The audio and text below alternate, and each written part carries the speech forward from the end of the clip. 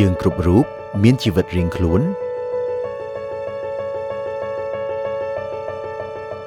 ទំនួលខុសត្រូវរៀងខ្លួន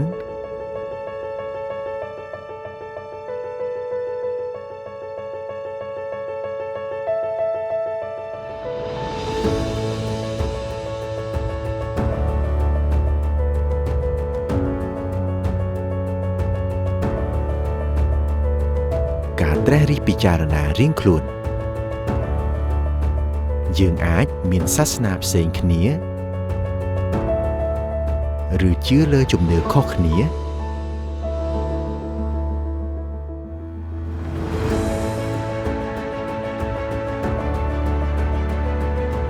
ប៉ុន្តែយើងរួមរស់ក្នុងប្រទេសតែមួយក្រោមទង់ជាតិតែមួយ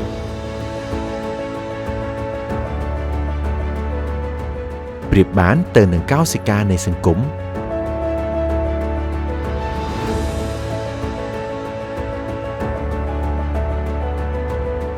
ដែលនៅពេលដែលពួកយើងរួបរวมគ្នា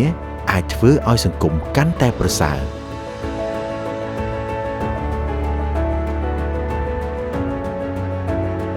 នេះជាហេតុផលមួយដែលបណ្ដាលឲ្យខ្ញុំបង្កើតកម្មវិធី Run with Sai ដែលជាវេទិកាមួយសម្រាប់ប្រមូលផ្ដុំយុវជនឲ្យរួមគ្នាជួយដល់កុមារកម្ពុជាដែលត្រូវការជំនួយផ្នែកសុខាភិបាលខ្ញុំយល់ច្បាស់ថាវិធីនេះលំបាកខ្លាំងប៉ុន្តែពេលដែលខ្ញុំស្រមៃឃើញនៅស្នាមញញឹមរបស់យុវជនស្នាមញញឹមរបស់ប្រជាពលរដ្ឋ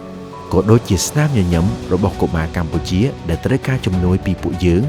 ស្នាមញញឹមទាំងនេះហើយដែលលើកទឹកចិត្តនិងបណ្ដាលឲ្យខ្ញុំ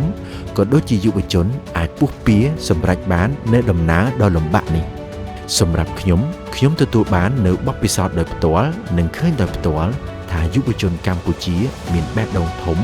មានក្តីស្រឡាញ់យ៉ាងជ្រាលជ្រៅដល់ប្រទេសជាតិយើងនិងមានការតាំងចិត្តខ្ពស់មោះមុតដើម្បីសម្រេចបាននៅបុព្វហេតុដ៏ល្អសម្រាប់សង្គមនេះជា DNA ជាអត្តសញ្ញាណរបស់យុវជនកម្ពុជាសាទរអត្តសញ្ញាណយើងសាទរកម្ពុជាខ្ញុំបាទសាយនិងក្រុមការងារនឹងចូលរួមក្នុងព្រឹត្តិការណ៍សាទរកម្ពុជានាថ្ងៃទី31ខែធ្នូខាងមុខនេះដើម្បីបង្ហាញក្តីស្រឡាញ់ជូនជាតិកម្ពុជាយើងទាំងអស់គ្នាហើយក៏សង្ឃឹមថាអ្នកទាំងអស់គ្នានឹងចូលរួមក្នុងព្រឹត្តិការណ៍សាទរកម្ពុជាផងដែរជួបគ្នានៅសួនមុខព្រះបរមរាជវាំងសាទរអត្តសញ្ញាណយើងសាទរកម្ពុជា